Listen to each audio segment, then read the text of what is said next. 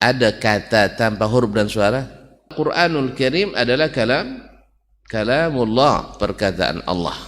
Perkataan Allah. Kemarin sudah kita sebutkan alasannya. Ada yang mustahil, na'udzubillah, mengatakan Nabi mengajarkan umatnya berbuat syirik. Sinilah letak kekeliruan yang sebenarnya tidak perlu lagi dibahas. Tentang hakikatnya kita tidak tahu, tapi maknanya kita tahu. Orang-orang ini untuk menjatuhkan kita selalu menggelar dengan gelar yang tidak benar.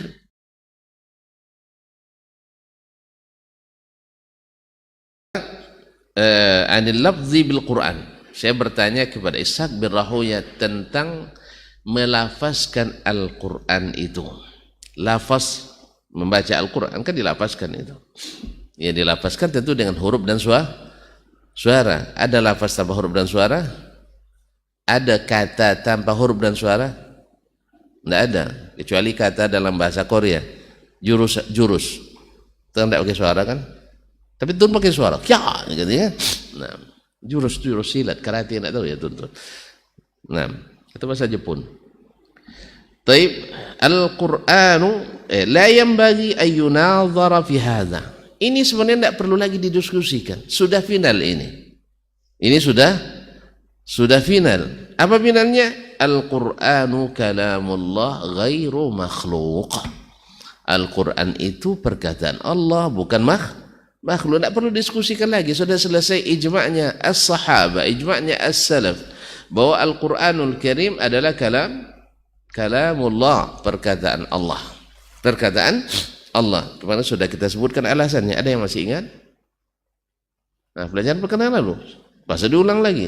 Memang lancar karji karena diulangi, lancar jalan karena lalu. Memang harus diulang nampaknya, Bang.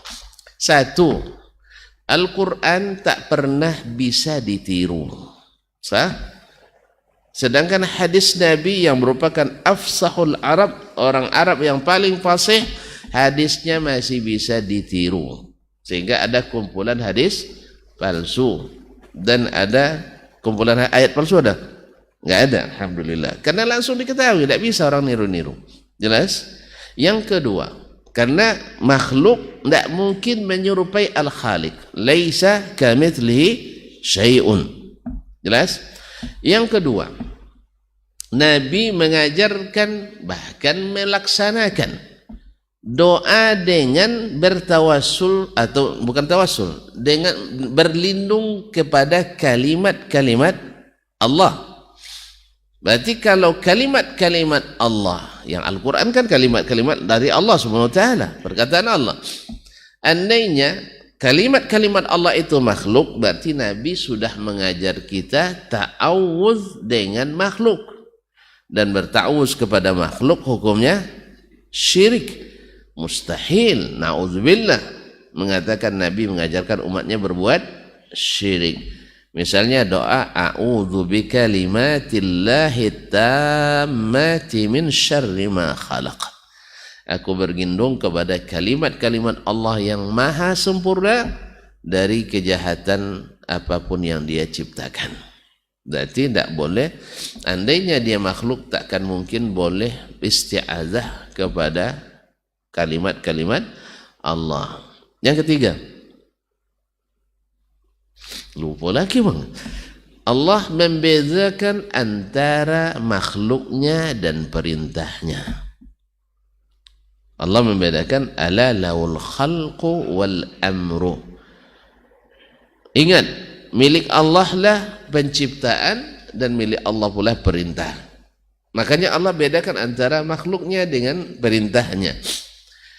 Sehingga Allah sebutkan innama amruhu idza arada syai'an ay yaqula lahu. Yang biasa wirid Yasin hafal ini. Yang tak biasa Yasinan tu bayahnya. Innama amruhu idza arada syai'an ay yaqula lahu kun fayakun. Jadi Allah mencipta dengan perkataannya. Andainya perkataan Allah makhluk, berarti ada makhluk mencipta makhluk. Bisa? Nah, maka disinilah letak kekeliruan yang sebenarnya tidak perlu lagi dibahas. Jadi kalau ada yang ngajak mujadalah, munadharah tentang Quran makhluk atau bukan, kita bilang seperti kata Ishaq, tidak perlu diskusikan lagi. Ini masalah sudah selesai. Antum saja yang lambat membaca atau mungkin tongkau dalam menelaah. Sudah jelas para as-salaf seperti ini, tapi antum katakan oh salaf itu tidak seperti itu. Salaf itu ahli ta'wil atau tafwidh. Subhanallah. Subhanallah. Jadi ada yang klaim salaf itu ta'wil atau tafwidh. Dalilnya mana? Dalilnya menurut akal saya. Menurut akal daripada riwayat banyak dari mereka bahwa mereka bukan ahli ta'wil.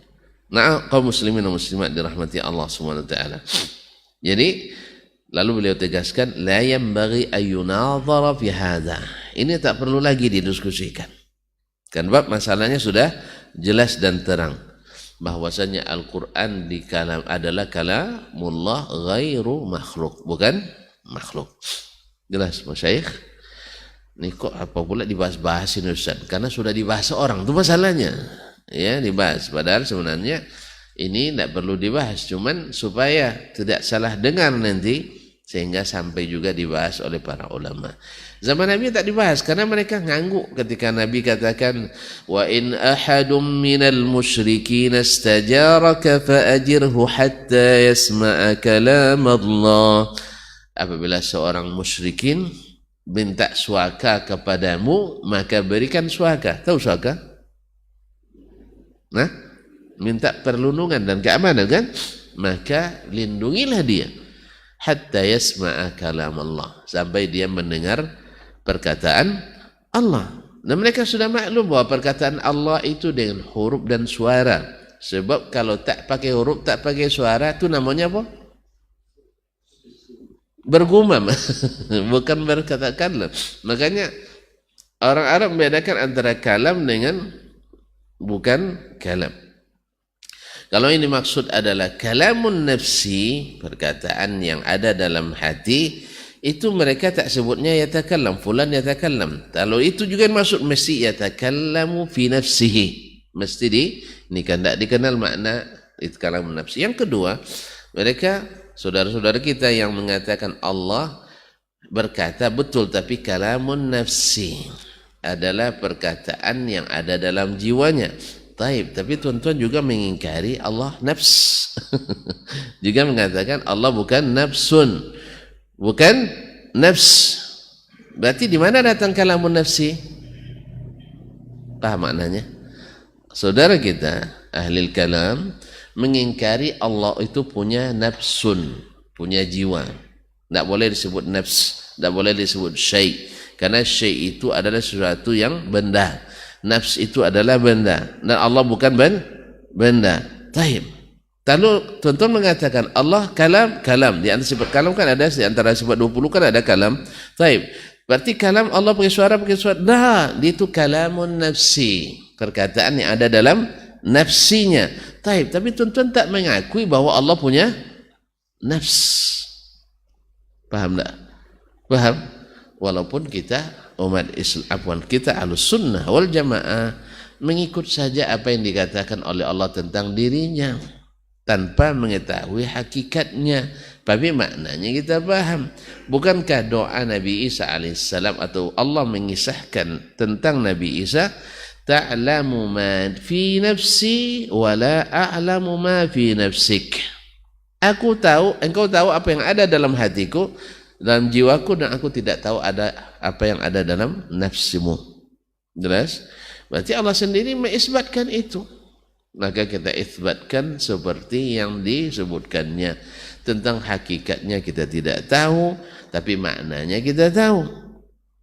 Nah, makanya tidak disebutlah, tak patut disebut bahwa kita ahlut tajsim atau al-mujassimah.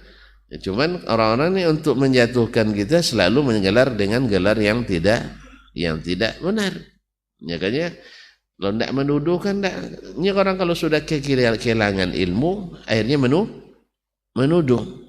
Ya, orang kalau tidak berprestasi tapi mau naik juga, caranya gimana? Caranya gimana?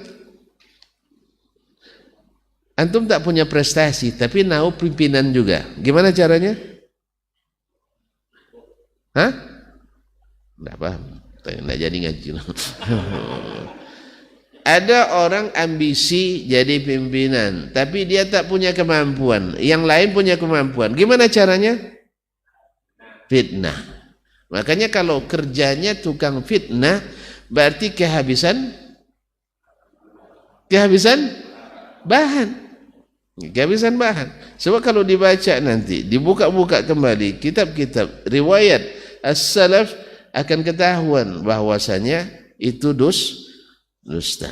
Jadi dikiranya semua orang tidak punya kemampuan sepertinya. Allah musta'an. Dan ini dari Ishaq ibn Rahawi. Jadi perkataan ini tidak perlu lagi didiskusikan, tidak perlu dimunadzarahkan, tidak perlu diperselisihkan lagi, karena sudah masyhur di antara as-salaf bahwasanya Al-Qur'anu kalamullah ghairu makhluk. Perkataan Allah bukan makhluk. Baik.